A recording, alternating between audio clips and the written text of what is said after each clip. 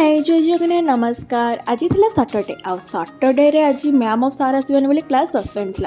जेहेतु class suspend घरे थी आ बाहर बहुत जोरे खरा भी होता तो से भाविला जो गोटे पखाड़ प्लेटिंग करवा तो से शाग भजा करने को इच्छा होता तो मुझे फास्ट रसुण पिज को बढ़िया से कटाकटी छेचाछेची करदेली।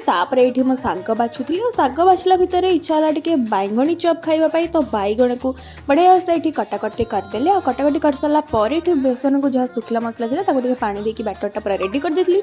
देन ये मोर शाग भजा भी मुझे बसई शाग भजा हो सारापर एपटे तेल गरम हो सारी मोर मुझे बैगणी पकईकी छाणी भी देली। मोर आज पखाड़ प्लेटिंग रे थिला दही पखाड़ छुंक दिया पांपड़ शाग भजा बैगण चिप्स था टमाटो पाग ताको खाई सारापर टे बढ़िया से नैप नहीं बाहरी गली संध्या बेले काल बैशाखी सांगरे नहीं दादा घर को और सेठी जाइए पहुँचवा पर ये देखिपे मुझे पहुँची कि नहीं पूरा वर्षा हवा स्टार्ट कला। देन ये से वर्षा मुझे ओदा हवा स्टार्ट करी कहीं एत जोर जो खरा हो वर्षार टे ओदा हवा को ट्राए करी। देन से वर्षा पाखक देखिकी ये भौणी बसई देता चाह और ता सहित भौणीर मोर टे स्नाक्स खाई देलु किछिटा निमकी ता सहित ये आम बसीगलु टे खेलवाई तासर तो अक्षर न आसु बट आम तास खेलु।